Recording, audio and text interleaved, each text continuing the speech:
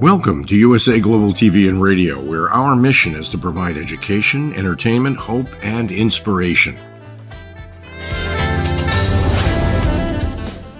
USA Global TV and Radio connects you with experts and audiences all around the world every single day to help you succeed in business and to live a richer life. Visit us at usaglobaltv.com to learn about career and life-changing training and mentoring programs like the Listening Mentor. Subscribe to our newsletter to stay informed about our special programs and offers. Discover how you can become a guest on one of our shows or a host or producer of a USA Global TV and Radio show of your very own. That's USA Global TV and Radio, where the doctor is always in.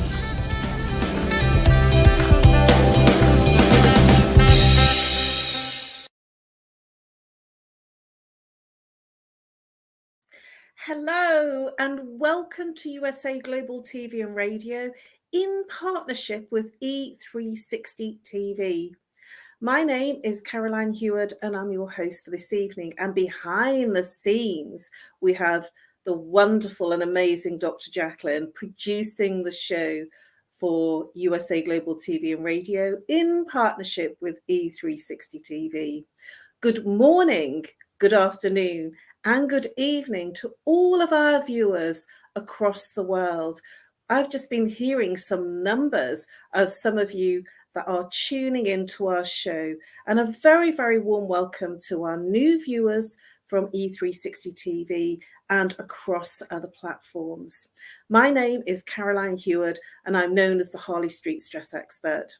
Our show tonight is A Woman's Prerogative, Part 2. I was in the show earlier tonight, part 1, A Woman's Prerogative, which was at 5 p.m. UK British summertime and midday US Eastern time. So tonight, for me in the UK, it is midnight, so I am burning the midnight oil. But I'm about to bring in a wonderful, wonderful MARISKA and she's all the way from New Zealand, and I believe that it's morning time for MARISKA. Come on out, MARISKA. Hello. And indeed, yes, it is late morning, but morning nonetheless, on a Tuesday. Whereas I'm thinking you have Monday at the moment. It's still Monday night for me. And it's very dark out here. Yes, so, I have sunshine, so we're all good. So MARISKA, tell our new viewers and remind our viewers that are tuning in for regular viewers what you do, how you help people, and how people can reach you. So what I do is leadership development. So within the leadership space, when we move from a specialization, so the thing that typically we went to university or college for, and we move into a leadership space, so being able to manage a new team or a bigger team of people to start doing the work, that is where I help. And I help people to bring not only their whole self, but also to help their team bring their whole self in order for us to work together in more harmony and with a bit more humanness in our workplace. So if you are a new leader, and that is a person that just recently stepped into the leadership role, or maybe you are an existing leader and you have moved into a new role, that is where I will come in and help out with your leadership development. I typically do this through coaching, although there's other trainings also available if you are interested in looking at different ways of growing yourself and your team within that space. And that is what I normally do. Caroline, you mentioned being the Harley Street Stress Expert. Please do tell us a little bit more. Thank you, MARISKA. Well, I'm known as the Harley Street Stress Expert, and I help people bust their stress. How do I do that? I help people with root cause therapy. So what that means is things that repeat often, so regular aches and pains, whether they be physical, emotional, or mental, so anxiety, depression, whether it's a relationship issue that just keeps occurring, or whether they feel they're complaining about the same issue with different people. So whatever it is that's stressing you out, I can help you with that. Now, some people say they're not stressed, and then they turn around and say, I don't sleep very well, and I suffer with low back pain, or I constantly get headaches or migraines. That's the way the stress is manifesting in your life. I offer a free consultation on Zoom, Skype, Messenger, video, or audio, and if you're camera shy, by call, to break through one symptom. Obviously, you'll be walking around with more than one symptom, and I offer a program to move you through and bust your stress. You can reach me on No More Stress at live.co.uk, or call if you're international +44. If you're local, 07523 120 189. And I look forward to helping you bust your stress. So, Mariska, let's get straight in and dive into today's topic. Today's topic on A Woman's Prerogative Part 2 is Girl Talk, Unveiling the Power of Feminine Friendship. And we had quite an explosive and interesting conversation in our earlier show. And I would love to find out, for you, what does Girl Talk, Unveiling the Power of Feminine Friendship mean to you? What does feminine friendship mean to you? This is a very interesting topic for me. And it is interesting because I think early on in life, I had one really, really good friendship. And it was with my best friend that I got to meet when I was really, really little. We even ended up spending time together after we moved quite a distance from each other. So we started off in Pretoria. So as you guys may or may not know, originally I am from South Africa. So when I was little, I stayed in Pretoria with my parents. And then at a stage, my parents decided, no, they want to try other things out and go to a farm, which we did. And of course, to do that, we had to move. So we moved about, I think, an hour's drive from Pretoria, depending on which route you take, of course, and to a small little place called Bronkhorstspruit. And of course, my friend didn't move with me. We were next door neighbors initially, so we could literally just jump over the fence. And then after we moved, we could only see each other on school holidays. And we stayed friends. I vividly recall my dad once saying, well, why are you still friends with this person? Because, I mean, you guys really don't see each other anymore. And I thought, but she's my best friend. How can I not want to see her? I mean, really? So we ended up, even throughout our school terms, even after that, stayed friends. We still stay in contact, although I am now literally a whole half a planet removed from her. We do not physically see each other that often anymore, but we still do speak. And she was, as I said, my not only earliest and my one female friend that I had. The rest of them, interestingly enough, ended up being of the male gender for most of my life until more recently. So until about 5 years back, I would say, I had mostly male friends other than my one best friend.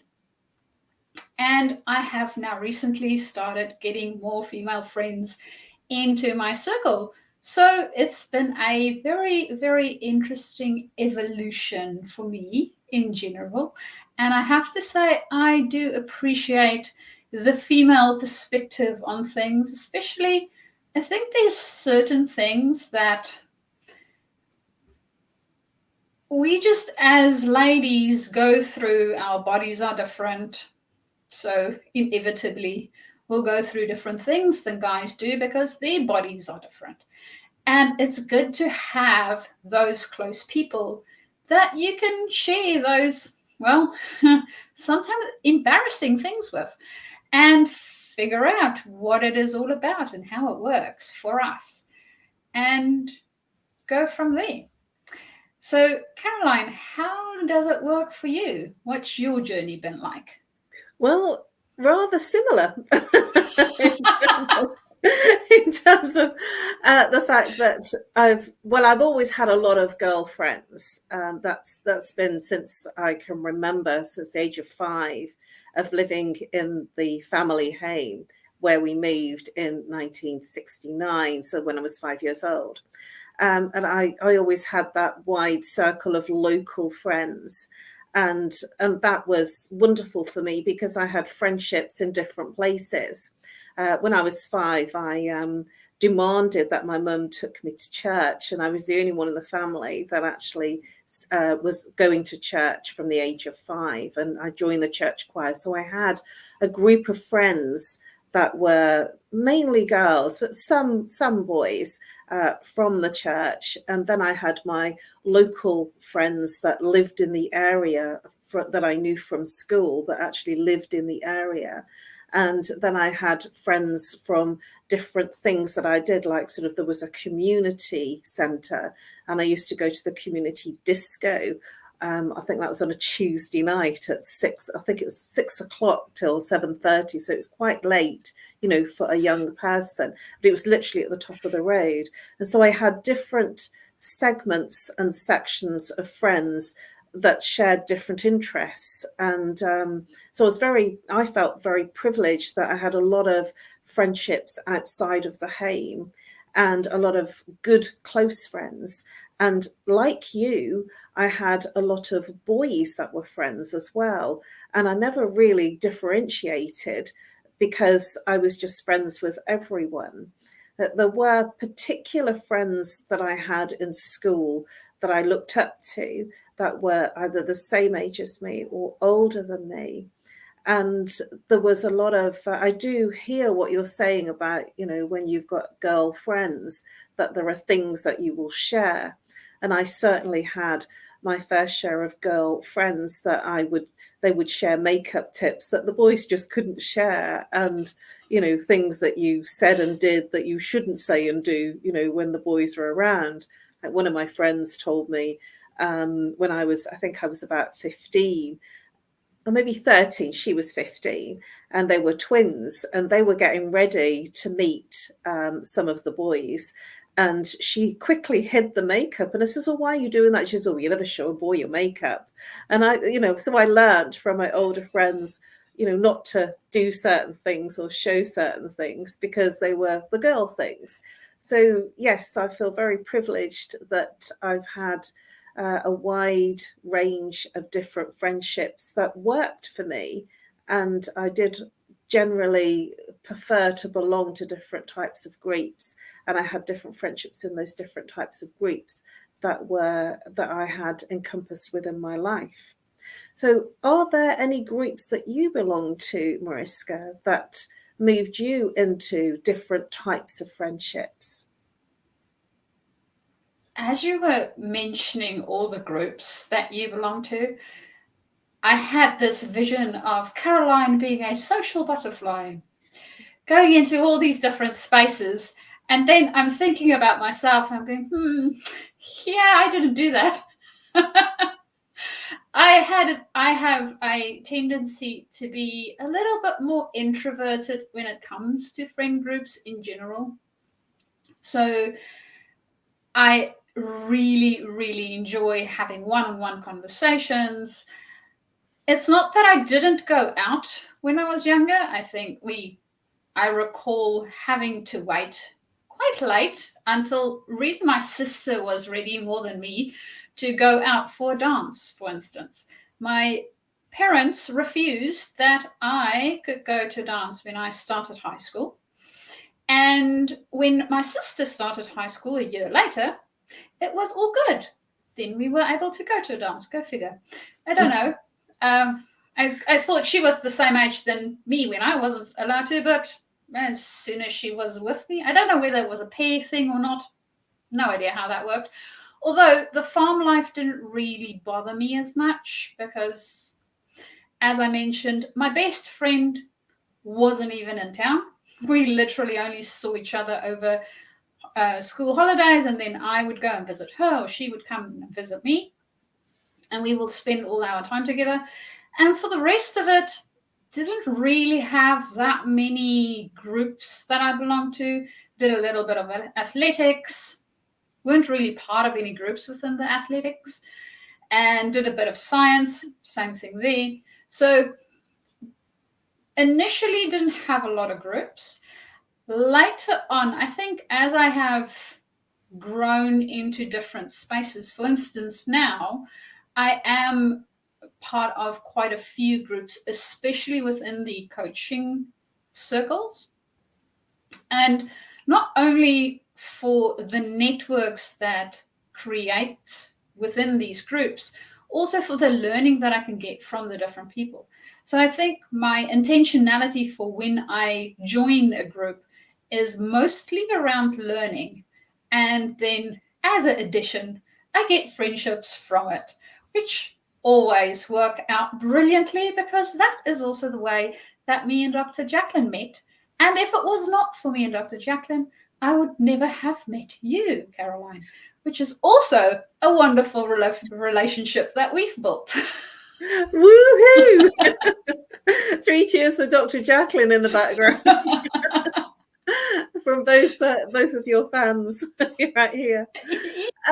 Yes, I'm inclined to see where you're coming from, and I've been the same in terms of much later, you know, in my adult life, because I've been doing a lot of study and belonging to different groups in that study, and I have joined groups, you know, like coaching groups and personal self-development groups.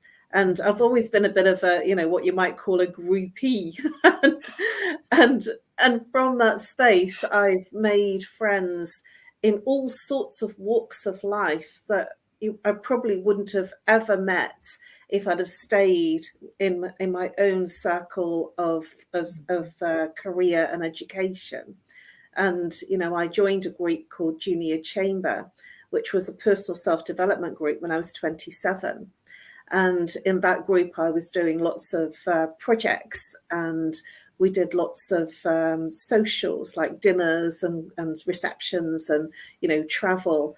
And it's actually a global organization. And I developed a lot of very, very good friends when I was a member in Birmingham, when I was in my hometown with my family.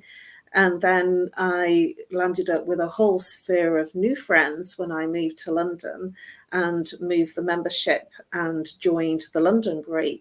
And so for me, that was something through my education, through my personal self-development and my interest in doing things outside of work that moved me into different types of friendships that were much more akin with my career and my training and my education. I even joined the Chartered Institute of Marketing in London, and I was vice chairman for a few years, and landed up with people that I went out with after events that were mentors and friends, that were authors and people that were the board of trustees. And it was kind of a very elite type of group that I was hanging out with. And at the same time, they became not only work peers and colleagues, they became very deep friendships too. And I believe that was because of the type of activities that we were doing. It was a give back. You know, we weren't being paid for doing this voluntary work. We were sitting on committees and organising events, all voluntary and unpaid.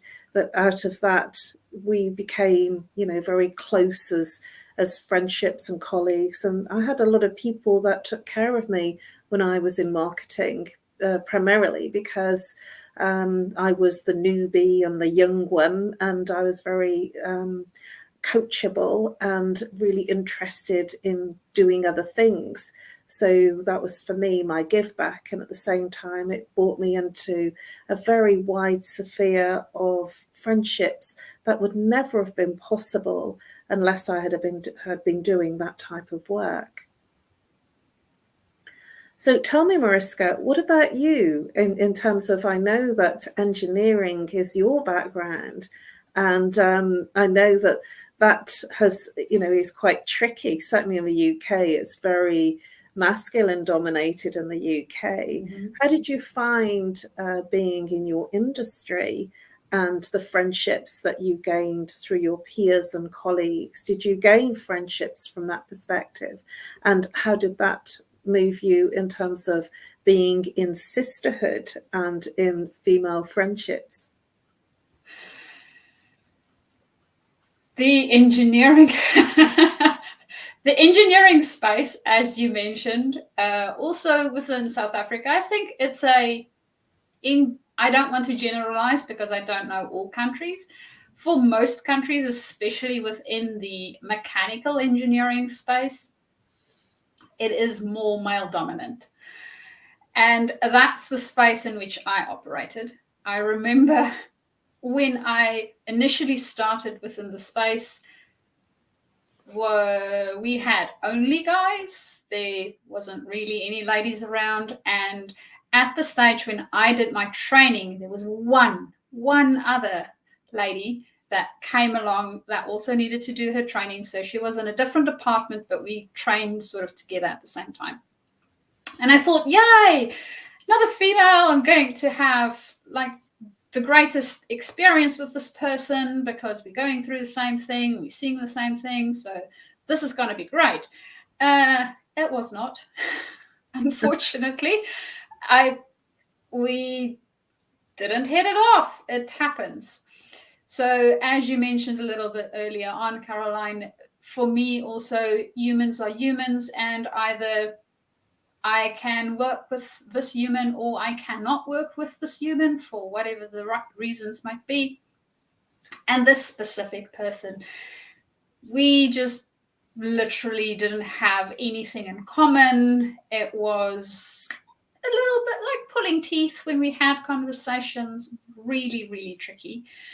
And I sympathize with her after having gone through the experience, because not only was that the environment itself was fairly harsh, being a female in a male-dominant area, logistics-wise, physically, there was a lot of hard stuff around it.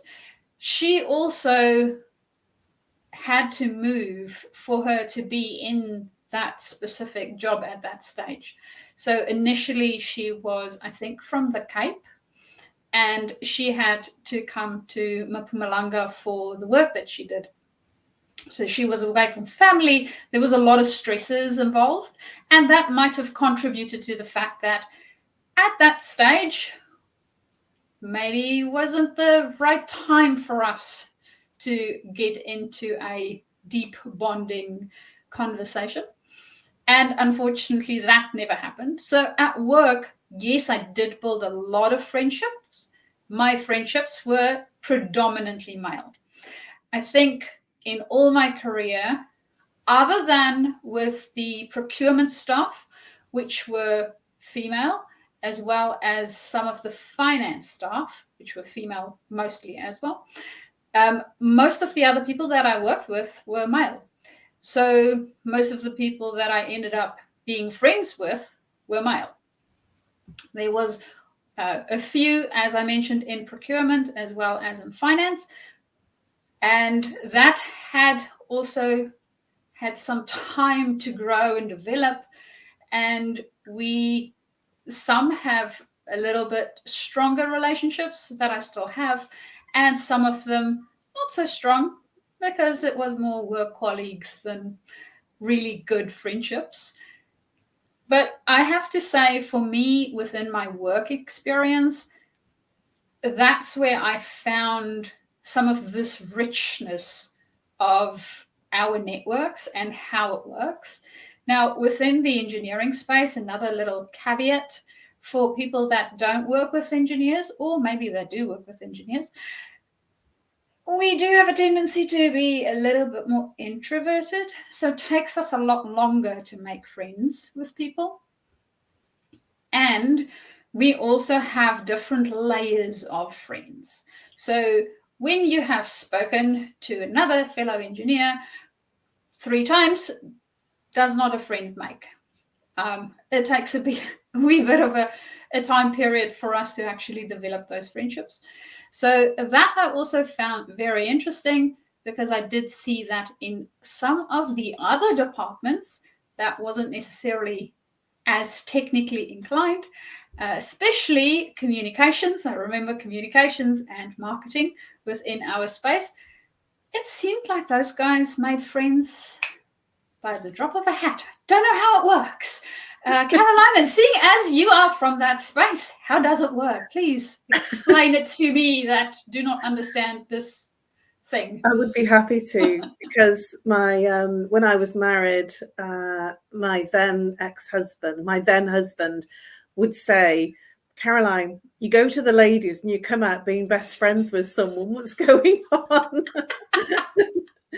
And, you know, they'd know my life story and I'd know theirs. And he just said, how do you do that? And my best friend at the time, she was very similar to my then husband. You know, they were both very technical people. And they would actually tell me after the event that they would watch me to see what I did, and they would listen to see what I said, because they wanted to understand how come I had this incredible magnet to become, you know, sort of quite chatty and friendly with people, and people just warmed to me.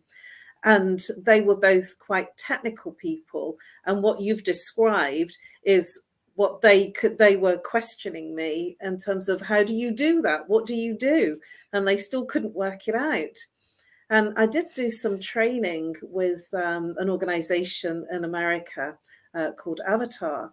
And one of the training courses was to learn how to connect. And there were different exercises that we had to do to literally connect with people and speak in their language.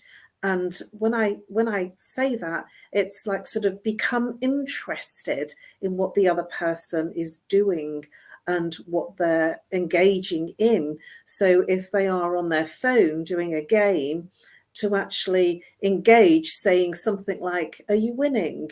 Or that looks intricate, that looks interesting. Are you winning?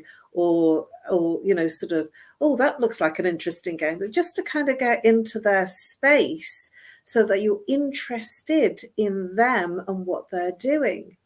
And then it's really easy to pick up a conversation. And when I was in the ladies waiting, because there was always queues in the UK, I don't know what it's like in New Zealand, but when you're in a busy bar that's got a disco and a club night and, you know, it's busy, there was always a queue in the ladies.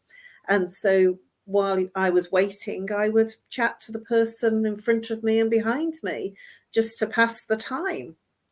And it was always, you know, jovial and chatty. And some people would tell me that they just split up with someone, and, you know, or I'd ask them, you know, sort of what brings them there. I've not seen them before. Or, you know, what do you think of the night? Are you having a great night? And it's just, for me, it was just like what I would probably call small talk. But actually, that small talk is sociable, and that moved them to feel comfortable to share things.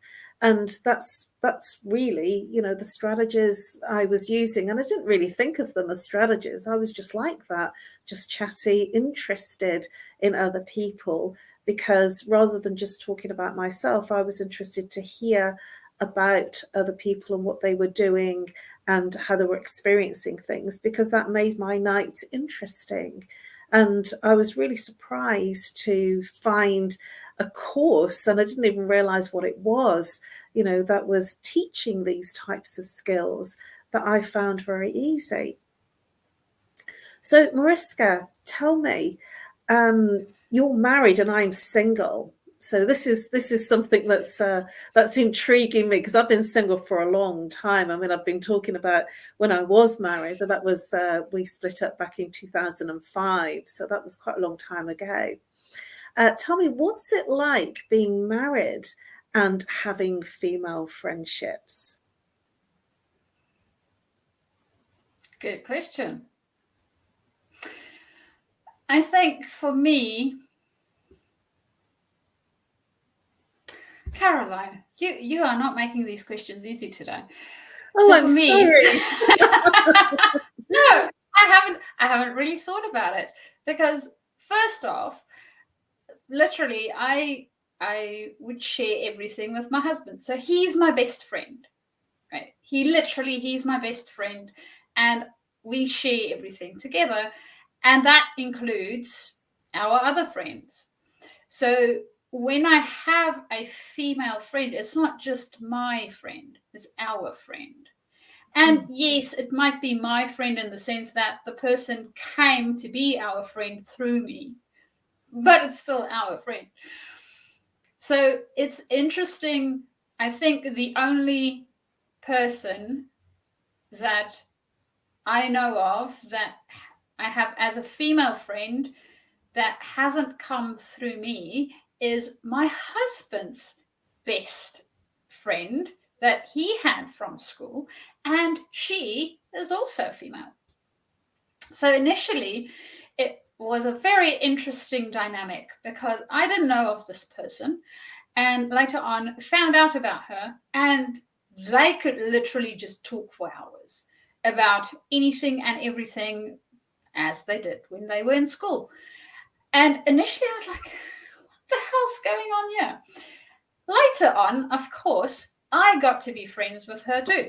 So it became even more interesting. So now when we talk, we can literally do it until the wee hours of the morning. If the three of us start to be conversational. And also, she is on the other side of the world. So currently she lives all the way in Mauritius. Beautiful, beautiful little island. If you don't know where it is, definitely a place to go and visit. It is beautiful, tranquil, beautiful sea, and she absolutely loves it there. Hence why she moved there. So that, I would say, is the one female friend that I had a bit of it was a surprise to me. And finding those little surprises are always, I like them. Initially, you sometimes need to get over the bumpiness of surprises. I don't know how other people think about surprises. Surprises to me can sometimes have bumps on the outside, because you need to get either over the fact that it was a surprise, or your own inner reaction to a surprise. And then it becomes something nice in the middle. So we have gone over those bumpy pieces on the outsides and got into the nice bit in the middle. And I really, really enjoy her. Other female friends, yes, as I mentioned, it is a me and him thing. Even if he might not be in the conversation, he is on the conversation in my head. So I always bring him along for conversations, whether it is physical or only in my memories. He's with me. Oh, I must admit, I was very like that when I was married too. My then husband used to come out with me. He was almost like my consort. He was always with me at all the dinners and the international events that I did. And he came along to the socials of the Chartered Institute of Marketing. So I'd be chatting to everybody, and then they go, "Oh, there's Caroline's partner," and they'd bring him in, and I'd be wandering off talking to other people, and he would be brought in. So I do see that, because when I was married, my then husband was very much part of who I was with, and he was my best friend. I think that's where it all fell down, really. He's my best buddy, my mate, my brother, but not really the husband. So to speak, but that's another story. Well, we are heading into our final 5 minutes, believe it or not. So I wanted to just share with you a story of a very, very dear friend from infant school. And this friend was somebody who I really looked up to. She was very posh, and we used to kind of look up to I looked up to her, and she looked up to me in terms of the friendship. But I looked up to her because she was the only child, and I was one of 4 children, and she seemed to have everything. And I remember going to tap and ballet and acro classes, and I did a show at the Cadbury's Theatre. And I invited her along because I was so excited to show off and show her that, I was doing something really outlandish. And she came to the show, and even though we were really, really good friends, and we used to speak the truth to each other, which was something that was beautiful from my perspective at that point. And after the show, I saw her, and she said to me, I asked her what she thought of the show, and she said to me, "Oh, that was very amateurish. That's not really the kind of thing that I would get involved with, and I would keep your distance from an organization like that because they're not doing you any favors." And I was literally heartbroken because I really looked up to this friend, and my whole world had fallen apart just by what I'm sure was a flippant comment from her. And I never went back to the school again because that friendship meant more to me. And so I didn't want to be still associated with it because she didn't think well of it. And that to me meant that I'd lost an organization that I was really happy with because I'd taken the word of this friend. And I leave you with that because sometimes friendships, although they feed your soul, they can also give you brutal truths from their perspective. So we're in our final few minutes, and Mariska, I'd love you to share with our viewers who you are, what you do, how you help people, and how people can reach you. Mariska de PREEZ, who I am. What I do is help leaders to develop not only themselves as leaders, but also their teams. And I do this through both leadership development training as well as coaching. You can get hold of me via my email, which is mariska@journey2discover.com. Or alternatively, you can also do so via my LinkedIn and write me a little message there, and I will definitely get back to you. So that's the ways to get hold of me. And that's, of course, if you are a specialist moving into leadership. It's not necessary that you have already moved into leadership. If it's something that you are considering or you want to be doing, you can also get hold of me. Or if you are a leader that already have some leadership experience and you're moving up within your leadership space, also please do contact me. And with that, Caroline, over to you. Thank you, Mariska. I can't believe the show has gone so quickly. Even though you felt that the questions were a bit tough, they're making us think about our childhood, what we did, who we are. And we both have very, very different backgrounds. And yet it's interesting that we both have a lot of male friends. I found that fascinating because I was very much the girl and yet had a lot of male friends that I didn't really consider as wrong. Sort of that's something that we both share intimately, that we've had that connection, because some girls find it very difficult to connect with boys and with men, but I've never had that issue. And I have some friendships now that I've known all of my life, from very, very young, and are still in touch. And I feel that's very beautiful, because they remain boys, men remain friends. And I wanted to say that to you, that I really do appreciate and endorse what you're saying about the masculine friend, because they can become just like the feminine friends. I absolutely agree. So for me, you will be able to reach me on No More Stress at live.co.uk, or you can reach out and call me if you're international, +44. If you're local, 07523 120 189. And I look forward to helping you bust your stress. If you are suffering with any physical, emotional, mental pain, I offer a free 30-minute consultation. And obviously you'll be wandering around with much more than one symptom. So I offer a program to help you break through using root cause therapy, using the chakra psychology. And I've been working with chakra psychology for over 2 decades. And I'm older than I look because I've had a number of different careers. So I'm almost 60. So I definitely can help you bust your stress.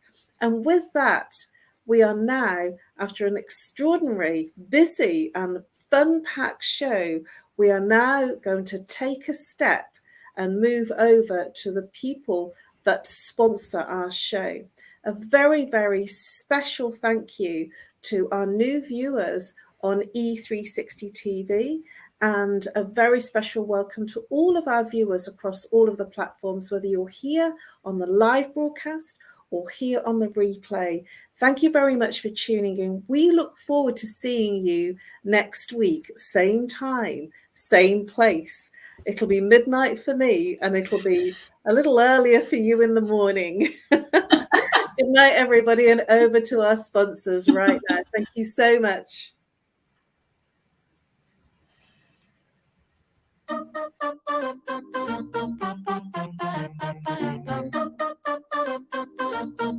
If I look into your heart, are you looking back at me? Am I everything you want, baby? If my heart was in your hands, would it be for you and me? Would you wanna keep it close, baby? Right on time, find the right guy, the one I dream to be. Give it all that you can, stumble and fall. Love will set me free. Baby, baby, baby, don't you know you drive me crazy? I love the things that we do.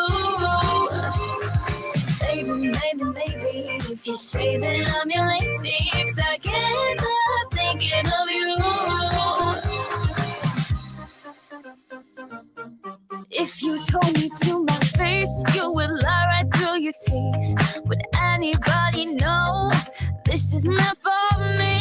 I'm not the one to cry or throw my heart away. Can you show me all your loving? 'Cause I'm tired of these games. Run or die, I'll find the right guy, the one I dream to be. Give it all that you can, stumble and fall. Love will set me free. Baby, baby, baby, don't you know you drive me crazy? I love the things that we do. Baby, baby, baby, if you say that I'm your lady, 'cause I can't stop thinking of you. We'll play the game, making up, faking up. It's what we do. We play the game, shake it up, wake it up. I'm thinking of you. It's alright. It's alright. It's alright. Reach for the stars.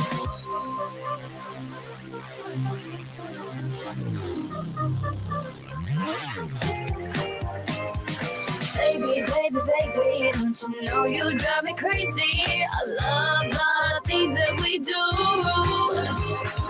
Baby, baby, baby, if you say that I'm your lady, 'cause I can't stop thinking of you.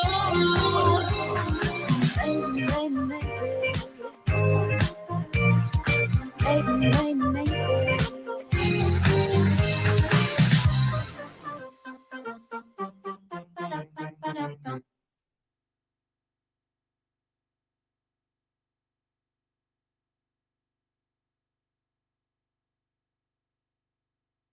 This program is brought to you in part by the British School of Excellence and founder, Mr. Philip Sykes, building confidence, changing lives. Do you share our view that etiquette is a set of modern life skills that are essential for personal and professional success? Join us as an etiquette coach and change people's lives through the power of etiquette and manners. The last few days have been really amazing. I had a trainer course from the British School of Etiquette. And I must say it's been one of the best decisions I've ever made and one of the best investments I've made in my own training and development. Now, words alone will not describe the transformation and the positive path that I have traveled with the British School of Etiquette. I found I learned a lot from the lessons this time I came. The last few days with the British School of Etiquette have been fantastic. And what I've learned now is really beyond my expectations. This is the most rewarding experience and the best investment I have made this year.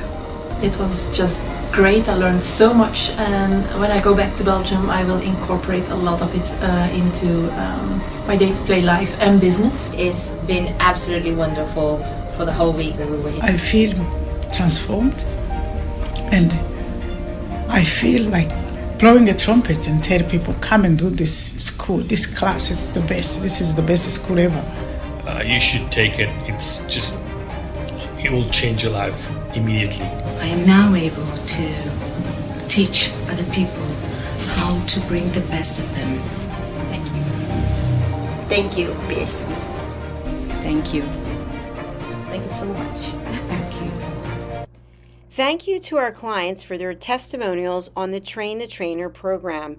Our exponential and global growth is so significant that we've evolved from the British School of Etiquette to the British School of Excellence, where we're investors in people. Let us invest in you and your career. Contact us to become an etiquette coach. Go to thebritishschoolofexcellence.com. Start your career and elevate your success today. Meet Dr. Jacalyn Kerbeck, President, Founder, and Chief Listening Officer of USA Global TV and Radio.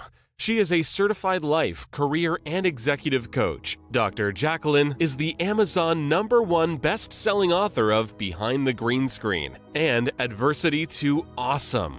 As the listening mentor, she teaches children and their families how to listen at an elevated level through the book series titled The Amazing Adventures of Lady Ella, the Listening Mentor.